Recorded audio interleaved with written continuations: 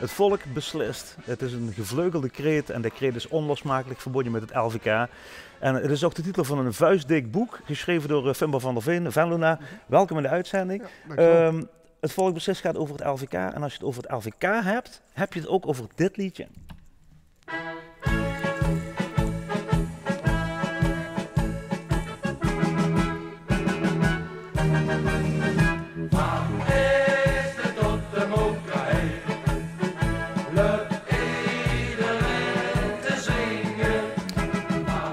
Want dit is de allereerste winnaar van een LVK ooit, hè? Ja, echt een klassieker. En op deze plek ooit naar de winst gezongen. Ja, maar we zitten hier in de Hanehof. De Hanehof was de plek waar het allereerste LVK gehouden werd. Bertha Paulussen, de mevrouw die het op een gegeven moment allemaal bedacht en ze was hier ook wethouder in Geleen. Ja, absoluut. Dus het moest ook in Geleen beginnen. Ja, Geleen is de bakermat van het LVK. Bertha had hier haar netwerk en op deze manier kon ze het voor elkaar krijgen met een clubje andere fanatiekelingen om een LVK te organiseren. En de plek van handelen was de Hanehof. De Hanehof waar we nu hier zitten. We gaan het over Bertha zo meteen natuurlijk ook nog hebben.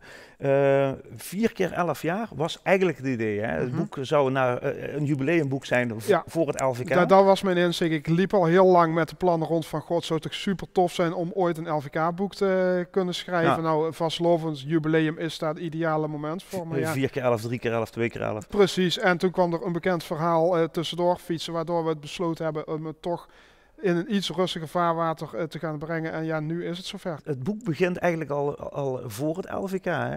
Ja.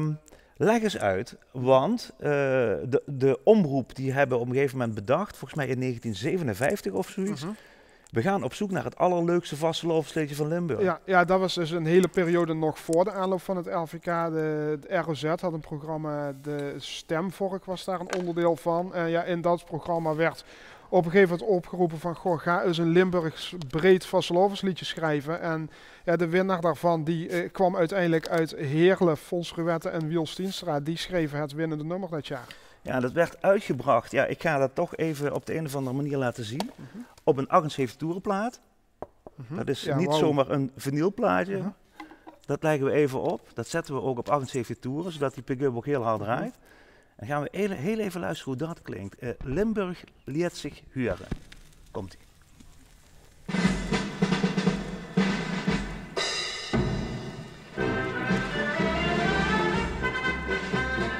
Limburg liet zich nog weer huren. Met dat swingboom. Hele deels nog geen zeuren. Met dat swingboom. Dit was dus eigenlijk het allereerste pan-Limburgse LVK. Het oer-LVK. Ja. En ook toen werden er al allerlei regels van het moest een nummer gaan wat heel Limburg aan zou spreken. Dus plaatselijke elementen waren eigenlijk niet gewenst erin. En zelfs het dialect, het Heerlens dialect werd aangepast naar een wat algemener, uiteindelijk een beetje Geleens dialect. Want het was in het Heerlens geschreven en het moest naar het Geleens. Ja, ze wilden toch commercieel gezien iets toegankelijker maken. Dus toen werd dit compromis gesloten. Ja. En toen kwam er heel lang niks. Tenminste, op LVK-achtig gebied kwam er niks. Nee. Maar toen kwam er op een gegeven moment toch een soort beweging.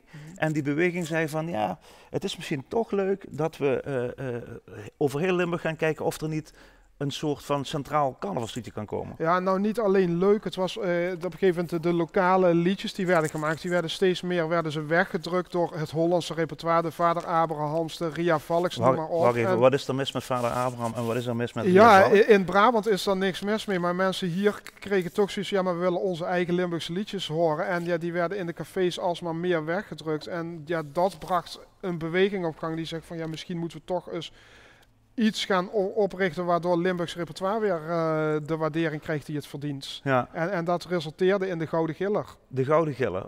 Wacht even, wat is een Gouden Giller? Ja, dat is ook een beetje raar is het gegaan. De Limburgse media hebben uiteindelijk de handschoen opgepakt. De ROZ en de dagbladen die zeggen we gaan zo'n wedstrijd gaan we bedenken. En toen was er eigenlijk een soort van grapje van we gaan een naam kiezen die voor de Hollander lastig uit te spreken is. Dus we doen iets waar 2 keer de G in zit. Okay. En dan krijg je dus dat effect van, haha, jij bent een Hollander, je kan onze naam niet eens uitspreken. Onze Gouden Giller. Ik ga ze, want er is een plaat van uitgebracht. Ja.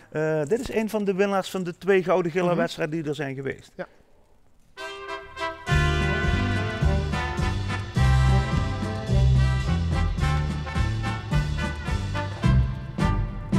Loten op dat wie ook kom, anders stoppen maar te stom. En we komen nooit meer door. Het klinkt Venlo's, hè? Dat klinkt heel erg Venlo's. Ja.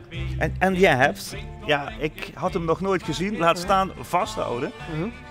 Dit is hem. Dit is de originele Gouden Giller. Het liedje is geschreven, gezongen door Wiel Vesch, is geschreven door de heren Frans Boermans, Stuur Luxemburg. En deze heeft al die jaren bij Frans Boermans thuis gestaan. Op de piano denk ik dan, hè? Ja, en na zijn overlijden is het naar het gemeentearchief gegaan en is hij sindsdien eigenlijk nooit meer eruit geweest. Dus ja, ik vind het wel super tof om zoiets een keer in handen te hebben. De Gouden Giller. En toen kwam het LVK. Ja.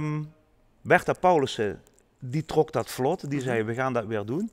Ja. Hier in de Haanhof hebben we net ook al heel even over gehad. Wat was er voor een mevrouw, die Bertha Paulussen? Ja, ze was echt heel bevlogen. Ze was inderdaad in die tijd wethouder in Geleen, wat toch al speciaal was om als vrouw in die jaren in katholiek Limburg, dat je zo'n toonaangevende rol had. En zij was gewoon echt iemand van, als ik ergens in geloof, dan ga ik ervoor.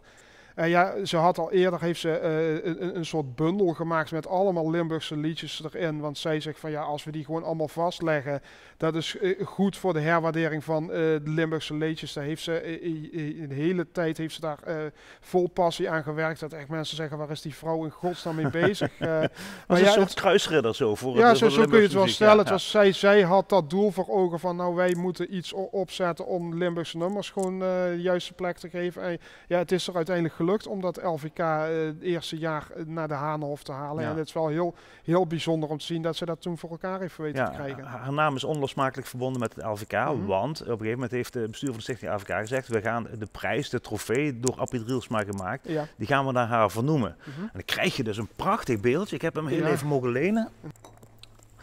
Dat is deze. Ja, fantastisch. Ja, ik vind het al een hele eer om hem eens een keer zo van dichtbij te ja, ik heb hem mogen lenen. Bij de huidige winnaar ben ik hem gaan halen. Ik heb moeten beloven dat er heel voorzichtig mee te zijn. Hij lijkt ook niet op Bertha, hè? Nee, want ja, die trofee zelf, hij is op een gegeven moment omgedoopt om naar Bertha te vernoemen. Ja. Een soort postume eer voor alles wat ze betekend heeft. Maar het is niet dat ze zeggen, we gaan een beeldje maken en dat moet Bertha voorstellen. Nee. Maar want ik ken haar alleen maar van de foto's. En die foto's, dan zie je een reizige grijze dame. Ja. En ik ben op zoek gegaan naar beeldmateriaal. Ja. En we hebben in relatie tot het LVK beeldmateriaal gevonden van Bertha Paulussen. Let goed op, want het duurt maar 3 seconden. Aangekomen in Linne zijn alle ogen even gericht op Bertha Paulussen, oprichter van het concours en u bijzonder onderscheiden. Had je het gezien? Ja, fantastisch. We doen hem gewoon nog een keer. Misschien iets langzamer afspelen, ik weet niet of dat kan. Ja, Bertha Paulussen in 1998 volgens mij. De Stichting LVK ging op tournee door heel Limburg. En ze kreeg daar iets overhandigd. Ja, het is maar een heel kort fragmentje, maar ik ben blij dat we haar nog gewoon op beweging doen. Ja, gelukkig had het er in ieder geval iets bewaard is gebleven van ja, wij zijn wat met z'n allen nog toch echt schatplichtig aan wat zij voor elkaar heeft weten te krijgen met het LVK. Ja. Ik heb nog iets heel bijzonders vinden, want jij hebt natuurlijk dat hele boek volgeschreven met bijzondere anekdotes. Ik ben toch het archief ingedoken en ik heb het liedje van IJzer tot de Mokerij. Daar zijn heel weinig live uitvoeringen van bekend. En ik kwam zoeken naar iets heel anders, kwam ik uit bij een of ander, ook een soort jubileum-evenement. En daar zie je Jean Innemee, samen met Bert Salde, dus dat zijn ook de 2 schrijvers van het allereerste LVK-liedje van IJzer tot de Mokerij, zie je en hoor je zingen van IJzer tot de Mokerij. Zo, begin. 1, 2, 3. Van IJzer tot de Mokerij slecht iedereen te zingen. Van IJzer tot de Mokerij slecht iedereen te zingen. Het is vast een halve ding. Dus allemaal de heel lang leeg. Hij is genoeg. Van IJzer tot de Mokerij. Van IJzer tot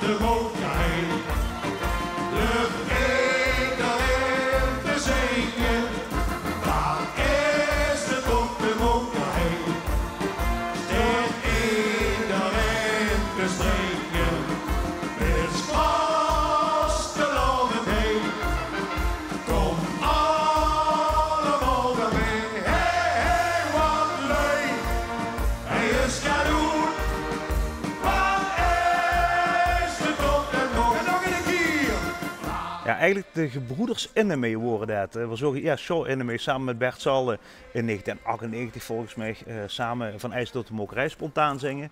En daarna zogen we op de 11e van de 11e René Innemee, want toen was Shaw Innemee al overleden, nog eens een keer Van IJs tot de Mokerij zingen. En er wordt toen een soort wedstrijd. Wat wordt het beste LVK-liedje aller tijden op dat moment? En Josephine wordt volgens mij tweede en Van IJs tot de Mokerij wordt door eerste. Stichting LVK, die hebben een voorzitter, Joep Verburgt. Kost vandaag hier helaas in zijn. Maar Joep die wil heel graag iets tegen jou zeggen. Okay. En dat hebben we opgenomen van tevoren. Komt-ie.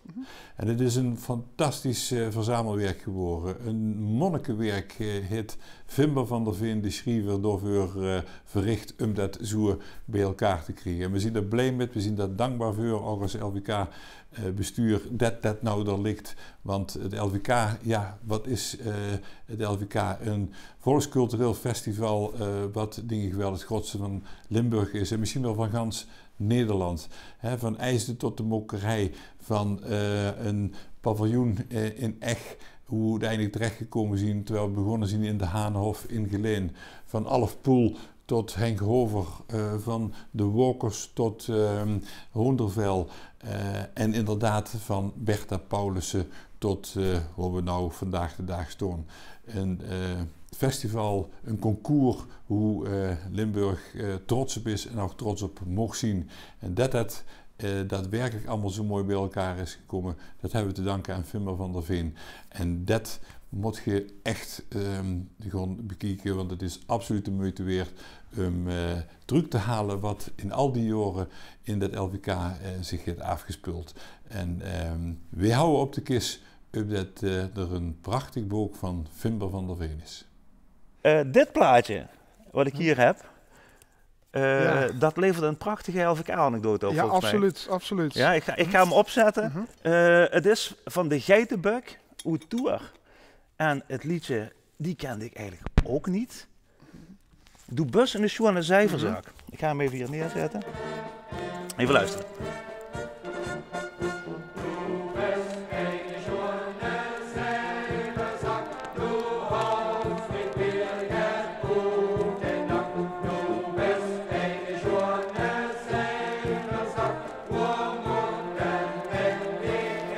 Ja. Ik herken dit niet als een LVK-winnaar. Nee, ik zeg het, dit is volgens mij de meest onbekende LVK-winnaar ooit. En ook de enige LVK-winnaar ooit die de prijs daarna weer af is genomen. Dus ja, dat is wel heel Wat is de anekdote? Geitenbuk bestond 25 jaar, er verscheen een singeltje met een aantal hoogtepunten. En het liedje Doe best in de schoenen zijverzak uit 1976 heeft hij stiekem ingezonden voor het LVK. Hij denkt van nou, ik weet dat ik vroeg of laat tegen de lamp loop en gedisqualificeerd ga worden, maar ik wil dus wel eens weten van, ben ik op de goede weg als schrijver en hoe gaat mijn liedje aanslaan? Nou, wat blijkt? Het bleek gewoon dat die avond het beste nummer van allemaal te zijn en het versloeg zelfs dan Kalkplat van Ben Erkens. Dus ja, dat alleen al is al heel speciaal. Daarna in de krant stond keurig dat de overwinning naar Torren was gegaan, maar in de weken daarna kwam toch aan het licht van dat het een oud liedje is. Het LVK-bestuur is toen ook bij Jan Nieskes verhaal gaan halen van hoe zit dat nou met dit nummer. En toen heeft hij ook toegegeven, ja, het was een oude nummer. En, maar hij had wel het contract ondertekend, hè? Of die deel. Ja, dus, maar hij wist ook van, nou, die overwinning die wordt me afgenomen. Hij heeft nog keurig van de burgemeester een onderscheiding in ontvangst genomen en alles. En achteraf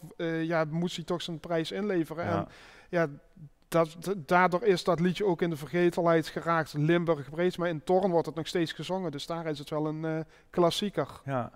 Hey, en dan toch nog zo'n andere anekdote, want ik heb natuurlijk het boek al netjes van tevoren gelezen. Hoe zit dat met Rowan in de LVK? Ja, dat is ook een heel apart verhaal. Ik heb door heel Limburg heb ik een hele hoop interviews gehad met betrokkenen de jaren heen. Toen ben ik op een gegeven moment bij Good Old Grit Leenders, jarenlang voorzitter van het LVK geweest. En die kwam op een gegeven moment op de proppen met de legendarische debuut-LP van Rowan Herse. De EP, hè? De bekende die EP. Bekende, die nu voor woekerprijzen verkocht wordt. Ja. En hij vertelde mij van ja, die heb ik in huis, omdat Rowan Herse heeft in 1988 hebben zij geprobeerd de LVK-finale te halen. Dus ik kwam helemaal blij, kwam ik thuis, denk aan een mooie anekdote, die is nieuw voor me. Toen bleek dus bij Rowan Herse helemaal niemand op de hoogte van dat verhaal. En die zei ook, ja, dat kan niet waar zijn, wij hebben nooit geprobeerd aan het LVK mee te doen. Dus ja, daar ga je met je mooie anekdote.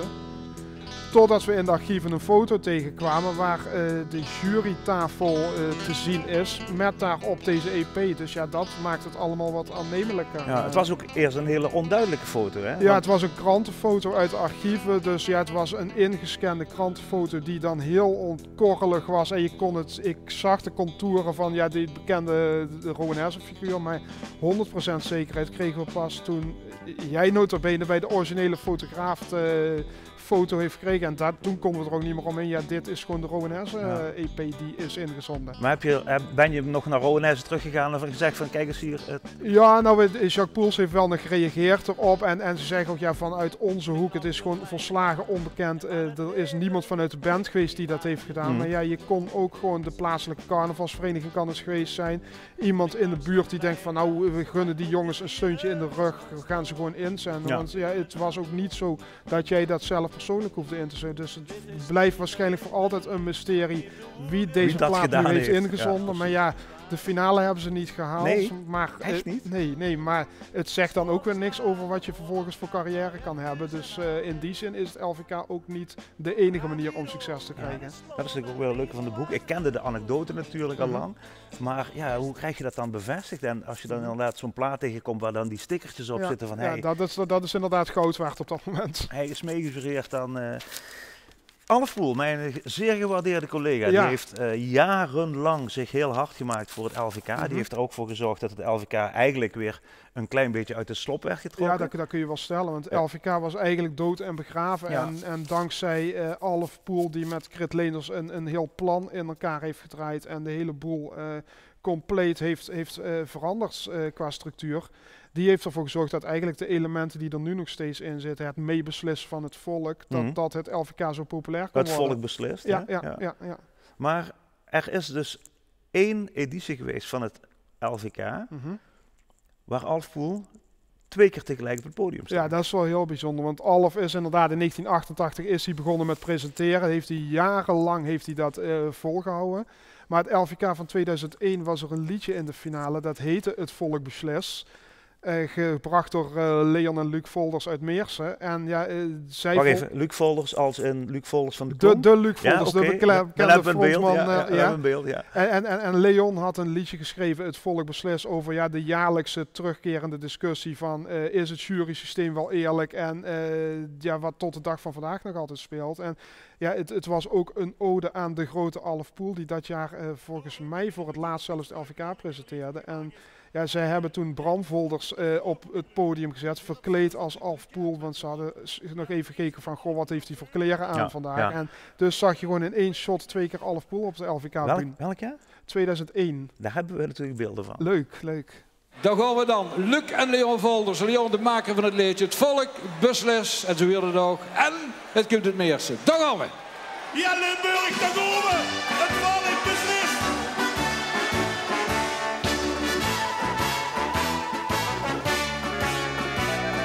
Ieder jaar met carnaval, dan wordt toch weer beslist. Wij van alle liedjes nu de boot weer het gemis. Het is dat soms een gekke hoes en een verwarde boel. Maar toch kunnen alle school terecht de beurt van alle poel. Het volk beslist, het volk beslist. Wat de jury dat neemt door. Even naar iets heel anders. Naar 2 mannen die al jarenlang meedoen met het LVK. 1 keer gewonnen hebben. Ja. En toch een soort van eigen stramien hebben bedacht, waar ze heel stug aan volhouden. Ja. Paul en Leo. Paul en Leo. Ja, ik ben ook groot fan van de manier waarop hun liedjes in elkaar zitten en de liefde die ze in hun teksten leggen en alles eromheen verder. Ja. Maar vind maar toch heel even, want jij bent groot liefhebber van de Venlose liedjes. Ja, dat klopt. Die worden alom geprezen door hun creativiteit en de mooie melodielijnen en dat soort dingen. Ja. En Paul en Leo, dat vind ik nou artiesten die een heel strakke manier van liedjes maken hebben. Ook best wel een hele eigen stijl. En die is tegengesteld aan die Venloze manier van liedjes maken. Toch? Ja, maar het is wel, ja, de teksten staan echt centraal verder. En zo, ja, er zitten zoveel leuke vondsten in. Ik vind, ja, 2 ware woordkunstenaars. En ik vind elk jaar een tractatie om te kijken van waar komen ze nu weer mee. En het is niet alleen het liedje wat van voor tot achter klopt, maar de act eromheen, waar ze een hele hoop energie in steken. En ja, het mooie vind ik, ze blijven altijd zo dicht bij zichzelf, zijn wars van allerlei trends. En je weet gewoon, als Paul en Leo met iets komen, dan moeten we gaan opletten van wat is het dit jaar weer wat ze hebben. Ja, jij vroeg naar Vastelovensbloed.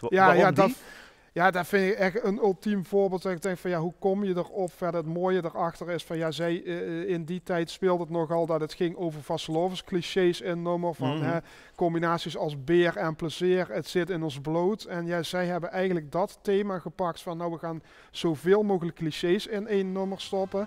Maar dan op een manier dat we er de draak mee steken. En ja, het mooie was dat weten ze in een vampierthema te gieten. Waardoor je al begint van het op de kist houden, wat je op 2 manieren kan. Dat is een hele andere kist, ja. Kijk, en dan daar weten ze dan zo mee te spelen met zo'n taal daar. En ja, ik vind dit soort inzendingen vind ik altijd bijzonder geslaagd als dat eruit komt rollen. Daar doe ik het nog verkleden, nog schminkt op de visage. En had als eerste schluckske alles ziemlich formilaars. De ouderwetse bloedmoes, die smaakt als niet chocola. Niet zonder vuur te lapsen, als witsbloede vaart. Jo, vastelovensbloed, vastelovensbloed. Je weet niet wat erin zit, maar smaakt het toch zo goed. Vastelovensbloed, vastelovensbloed. En zit van dit bloedhuis, smaakt ons nou weer goed. Het meest bijzondere LVK-jaar voor mij, Finbar, dat is toch echt wel het LVK-jaar geweest 2021, want dat was het coronajaar. Ja, dat kan ik me voorstellen. Als ik edities herinner waar jij op de bühne staat met volle zalen, hossende mensen. Het jaar daarvoor was het in een kolkende feest. Het contrast kan niet groter zijn dat je dan inderdaad daar Moederziel alleen, ja, met Joep ook deels erbij. Joep Verbucht. Joep Verbucht. Dat er voor de rest voor een lege zaal de deelnemers zijn thuis. Ja, vanuit de studio gepresenteerd. Clips van de artiesten. Verslaggevers onderweg. En die hadden allemaal een coronapasje. Die mochten wel op straat zijn. En dan wint Hoornerveld. Het is vastelovend, dus dan voor ie. Morgen vroeg zeg ik gewoon weer even sorry. Want dat is beter met vriend. Sorry, maar ik vind het zo zin. Om dit te verkopen best het afloop niet lopen. Dat is beter met vriend. Ze winnen het LVK, maar dan? Ja, maar dan, hoe ga je zo'n overwinning vieren? Want iedereen zit binnen opgesloten, dus je mag nergens Het is een eigen gezinnetje, hè? Ja, ook dat. En je mocht geen bezoeken ontvangen, dus ja, het was allemaal heel sober. Maar ja, mannen van Hoornerveld hadden er iets moois op verzonnen. Want je mocht wel je hond uitlaten. Het is weer Nederland, polderland, er moeten altijd dingen verzonnen worden. Dus ja, alle mannen van Hoornerveld die hadden een hond kunnen regelen, zodat zij eventjes met elkaar die overwinning konden vieren die avond. Ja. Ja, in ons archief, bij al eind stuit dit als Dors is beter met hun. Terwijl het liedje heet Dors is beter met Freud, maar de mannen van Hoornerveld toch op de bij elkaar om toch die overwinning te vieren. Zelfs dat is weer vasteloven, dat je er dan net zo'n twist aan weet te geven, dat je zelf zo'n trieste situatie weet om te buigen in iets tofs om dan dat met hun erbij te verzinnen. Dan. Ja, nou, en het rijmt ook nog. Het boek is het boek is vuistdik. Het boek staat vol met anekdotes, artikelen, maar ook iets wat jij heel goed kunt. Ja. Het boek staat vol met lijstjes, vind ik. Ja, ook dat. Ja, mijn god. Ja, ik heb het niet helemaal rond kunnen krijgen. Ik ben echt alle archieven ingedoken en ik heb mensen geraadpleegd. Dus alles wat ik kon vinden is vastgelegd. En dus kun je nu echt van elke artiest, elke schrijver kun je opzoeken. Gewoon met wie heeft met welke finale liedjes er allemaal is hij van de partij geweest. De uitslagen staan er per jaar in. Dus ja, dat soort dingen vind ik altijd wel mooi in zo'n encyclopedie om die ook erbij te kunnen grijpen dan. Ja, en nou is dit klaar. Volgend jaar is het weer LVK. Ja, dat is het nadeel. Hè. Je weet, als je zoiets uitbrengt, dan ben je op een gegeven moment, je wordt steeds gedateerder met zoiets. Dus ja, Het is nu hartstikke actueel, maar hopelijk komend jaar hebben we weer een fantastische nieuwe winnaar die ooit in een vervolg hiervan komt te staan. En of ik dat doe of iemand anders die daar gepassioneerd in is, ja, dat zal de tijd uit moeten wijzen. Ja, maar dit ligt er. Hè? Deze is er. Dankjewel voor het schrijven. Ja, graag gedaan.